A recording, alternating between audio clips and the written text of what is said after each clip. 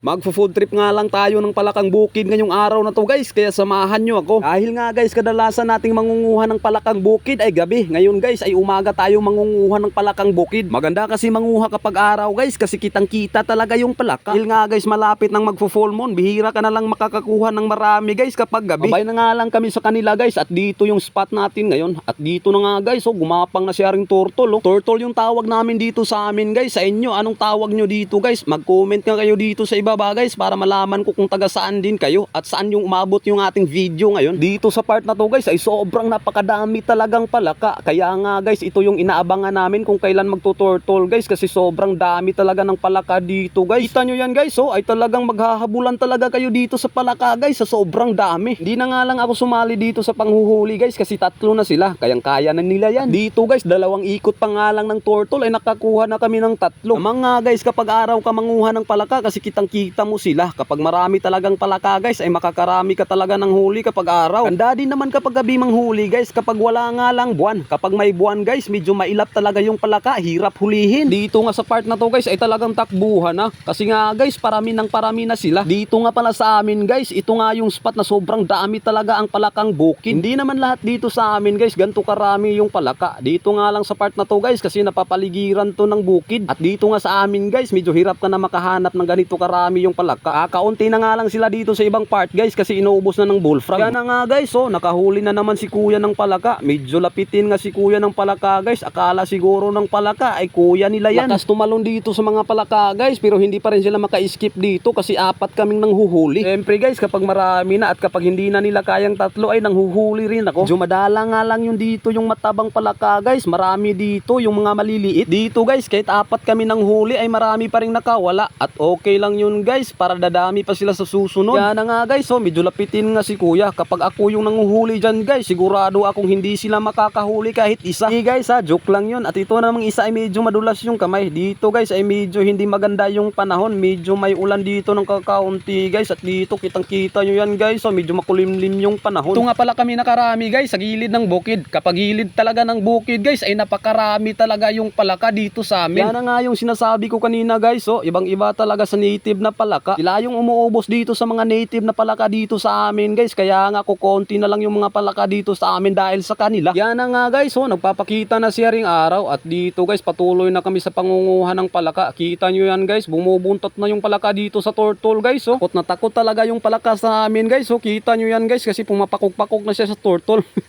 Sensya na kayo guys ha, may mga salita talaga tayo na hindi tama. Alam nyo naman guys na hindi ako sanay magtagalog. Tinatry ko lang to guys para maintindihan yung lahat. Dito sa part na to guys, sobrang dami talaga ng palaka. Yan na nga guys, so sumali na nga ako dito sa panghuhuli guys, kasi hindi nila kayang tatlo. Nga guys, maraming nakawala, kasi nga guys, maraming damo sa gilid. Kapag nakatalo na sila sa damo guys, ay hirap na silang hanapin. Dito guys ay naghahabulan na naman. Malakas din tumakbo tong batang kapitbahay namin guys, so kaya nga sinasama ko palagi to guys kung saan ako mangunguha ng palaka. Yan na nga yung huli natin guys, so saglit pa nga lang tayo dito guys, medyo marami na tayong huli dito. Kaya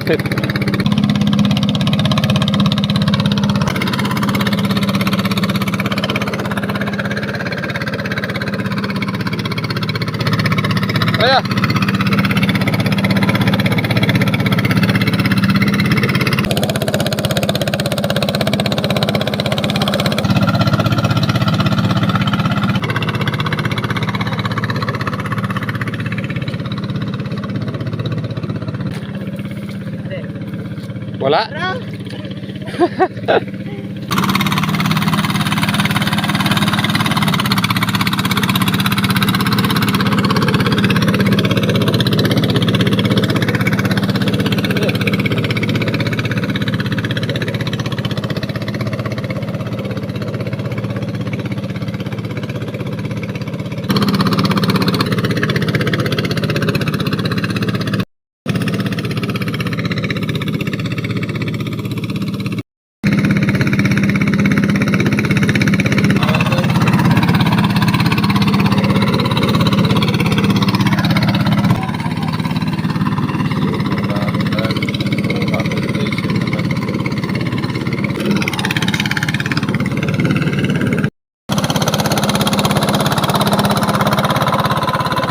At yan na nga yung huli namin lahat guys. So dalawang tuhog, saktong-sakto na to i-food trip natin ngayon. Uwi na nga lang kami dito guys kasi wala nang palaka. Wala na kasing palaka guys kapag marami ng tubig. Siyempre guys ay lilinisan na natin to. Ipapakita ko sa inyo guys kung paano ako maglinis nito. Binibiyak ko nga lang dyan ang ulo guys tapos kinuhanan ko na ng bituka. Hindi ko nga lang kinuhanan ito ng balat guys kasi sabi nila yan yung mataba. O nga guys ipapakita ko sa inyo ang pagkakaiba ng bullfrog tsaka sa ating palakang native guys. O yan guys so yan yung dalawa sa kilid yung bullfrog at yung nasa gitna yung native natin. Katapos kong nilinis yan guys ay ayan na. Nilagyan ko nga lang ng asin guys tsaka natin lalamasin para mawala yung dulas. Lagay nga lang ako dito ng crispy fry guys dalawa para hindi ma-short guys kasi marami itong palakang bukid natin. Naglagay na nga lang ako dito ng dalawang cornstarch guys. Tayubong kung tawagin sa amin. Dito na nga guys ay isa lang na natin to kasi nga guys gutom na ako. Wala kasi akong kain sa umagahan guys kaya nga ako gutom. Tabi nga pala dito sa mga hindi kumakain nito guys pasensya na. Kung nga lang ito kinuha yung ulo guys para walang masayang. Yan na nga guys so luto na. Sobrang sarap niyan guys. Sobrang crispy pa. Di nga ako nakapagpigil dito guys kaya nga tinikman ko na kung ano ang lasa.